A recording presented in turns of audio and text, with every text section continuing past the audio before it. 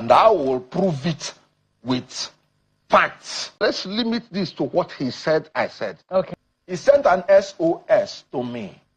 In any way, told me to pay 10 million naira. And he said that P2B is now the head of the criminality, that they were scammed. I never said that, and it's not in the message. Hello guys, welcome back to Shaka Film. You see this week so, it go long for everybody, and most especially it go long very well for Kenneth Okonkwo.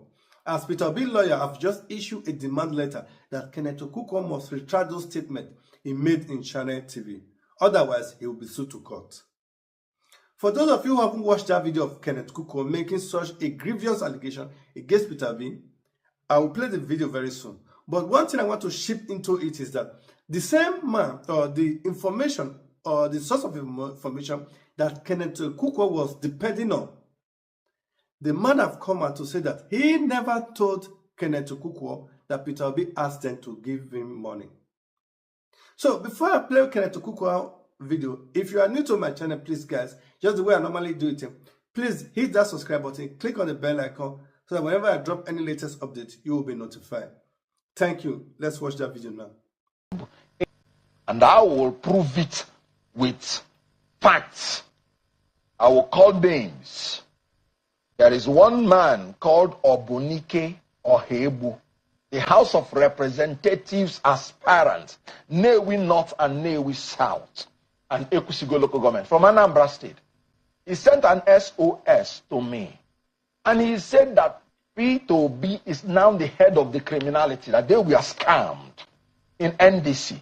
And he said, Okonkwo went back to his people and made sure that every constituency produced one candidate so that they will not be scammed. But P2B told them that all of them, the aspirants, should go into the field, and that they thought they were going to have primaries. Remember, Sereka Dixon came out and said, once you pay your expression of interest form, you are not going to pay any money. When you are now the one that is nominated, that's when they will take nomination fee. And all of them ran into it. Then P2B and the leaders of the Southeast now went and told them, anybody who wants to be House of Rep person, after paying that expression of interest form, must pay 10 million naira bribe. And Senate, 20 million naira bribe. When they were bribe to who? Bribe to the NDC and the caucus. They call them caucus leaders in the Southeast. This was what he wrote it and sent to me, and sent me the receipt, because they told him he needed money to campaign for his presidency. Now, when they downplayed, they were told individually. So they thought they were now the chosen candidate, that maybe that is the nomination fee. When all of them paid, they discovered there were many. Then we are now told to go into the field for direct primary. And when they now went into the field, they thought that there was going to be genuine primary. And as they were in that field, killing themselves, P2B was in John Wood Hotel. He mentioned the hotel, writing the list of candidates. And after that, they submitted it. You know what he said? He said, I am not disappointed that I lost the ticket. I am rather disappointed that I invested my time, resources, and reputation in a process that is becoming increasingly opaque and inconsistent with the democratic principles it proclaimed. And this is another man from Enugu State, a highly political person, sent to me. And you know what he said? He said, I have a direct taste of the fraud called P2B. Recently in NDC. But we must put that, yes. NDC has become a national dialogue for criminality. No, but just a moment. Discussion of criminal. Mr. Okonkwo, you do acknowledge that that was the testimony of one person, and it's an allegation. No. You haven't investigated that. Hold on. To be able to say you did your own investigation, yes, and you found it to be true. What, did you know what Aisha said? He said they did not even give me, I'm not talking about level playing ground. They did not give me ground at all. He said it on TV. I'm talking about corroboration. A lot of them have said it. And you know why I'm annoyed? You said I did the investigation. I am the leader of ADC in Enugu State. The same people we fought that they will not extort the aspirants. They are the people that went to NDC and they started extorting the aspirants. NDC has come out with a statement trying to distance themselves from what is happening in the Southeast. And they said it is the caucus leaders in the Southeast that are responsible. Yeah. P2B from Anambra State, Okosleze Nwodo from Enugu State, Ugochukwu Onyema from Abia State, Achiku Demwa from Imo State, and what else is remaining? Yeah, but don't you think that is? I mean, Sam Ebony I'm not trying 5 to states in the southeast. exonerate You know what anyone. I'm telling you? We want to bring new leadership in the southeast because of leaders like this. That is why southeast has been coming last in Nigerian politics. Southeast people are marginalized in the federal government. We fight to eat, and after that, some of our leaders are calling us and scamming us. I told them that Peter is going to scam them. Yeah, but that is a political con man. Look at what is happening. I'm saying that again. He will go to diaspora. I don't give shish, but you collect shish. Mr. Okonkwo, I think it's important. If you watch that video very well, Kenneth Okonkwo made mention of one Mr. Ogbonike. Sorry if I don't pronounce it well. That this is the man who sent him SOS to complain about what is going on in the NDC primary process. But the turn of the event is that the man that Kenneth Okonkwo was relying on has also come out to say that the information is false, that he never told Kenneth Okonkwo that Peter Obi asked them to give him money. Let's listen to the man first, then we'll come back. And let's limit this to what he said, I said. Okay. So he said that the National Caucus told us to pay 10 million naira. That is the issue. And I would want this conversation to limit it to what he said, I said. What he said on the national TV. Yes, we're limiting it to that because what he said is that, and this is very ridiculous because it looks like we're doing she said, he said.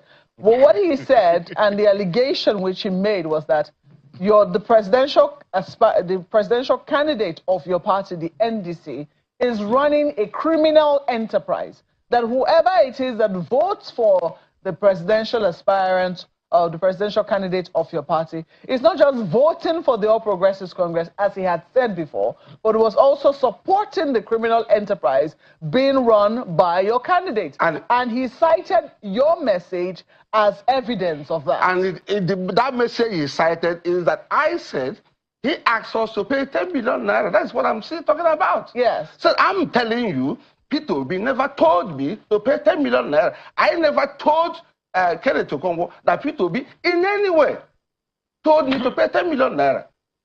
The person who asked me to pay 10 million naira is the National Secretary.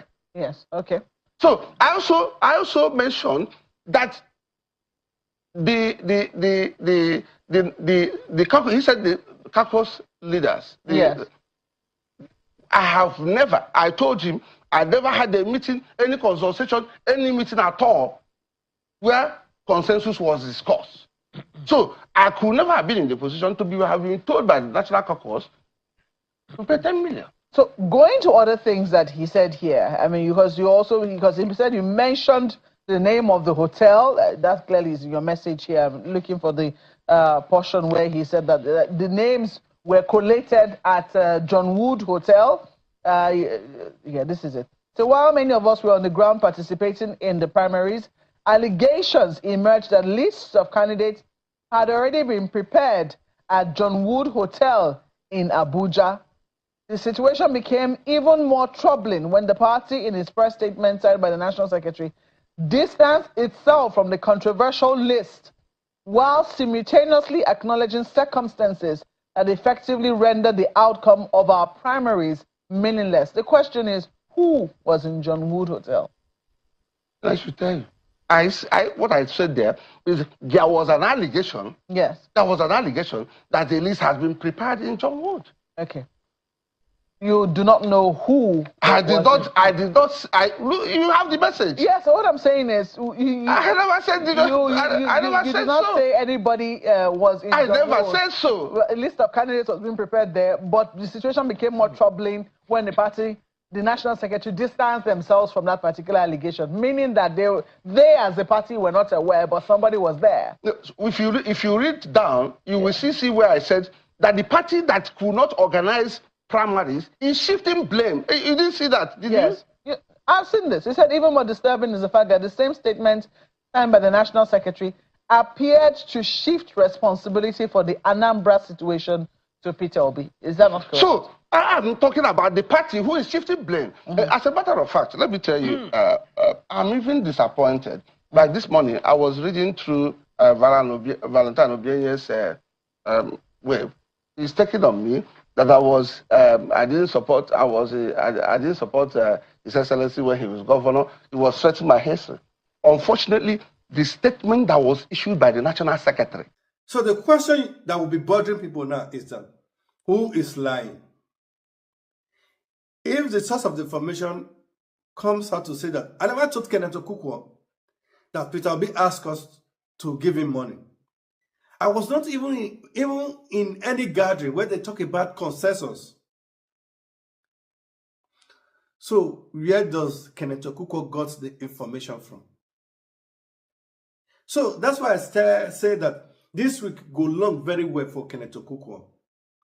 Because now he has to defend the information. He has to defend the allegation. If not, Baba has to come tell Peter Obi, please, I'm sorry, that information was false. But at that time, it is already finished for Kenneth Okonkwo.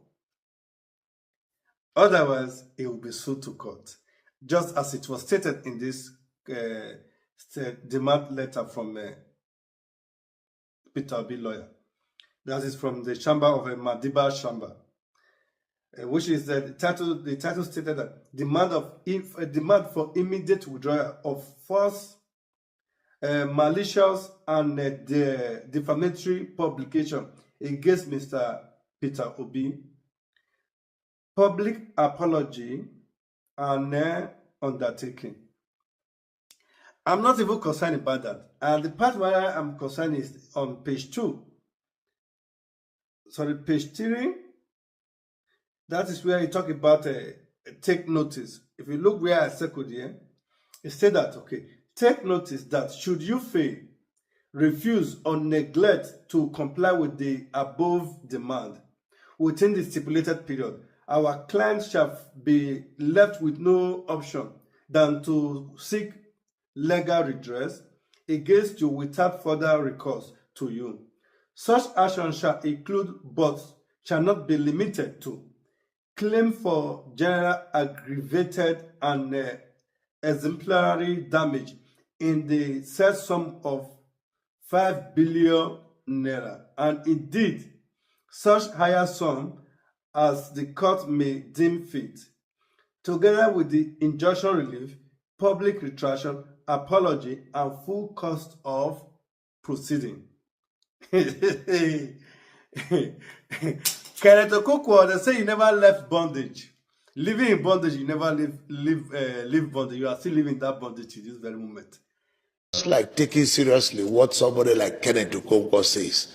People have asked me questions about Kenneth Okonkwo, and my only answer to them is that Kenneth Okonkwo is permanently living in bondage. And until he extricates himself from that bondage, nobody should pay attention to him, because he has nothing to offer. They think that being political spokesperson of a candidate means that you have to lie through your teeth for them. No, you must be able to say certain truth. You better come and call, say, Baba, Peter B, sorry, the information that was provided to me at that particular instant was false, and I've retracted my statement, and that is the end of Kenneth Okonkwo in this general election. Yo, Kenneth Okonkwo don't enter trap. It is finished. Thank you guys very much. For you guys, please subscribe to my channel so that whenever Kenneth Okonkwo come out to make public announcement or public apologies, you guys will get the information. Thank you very much for staying to this very moment, and I will be waiting for you guys on the comment section below. Bye bye.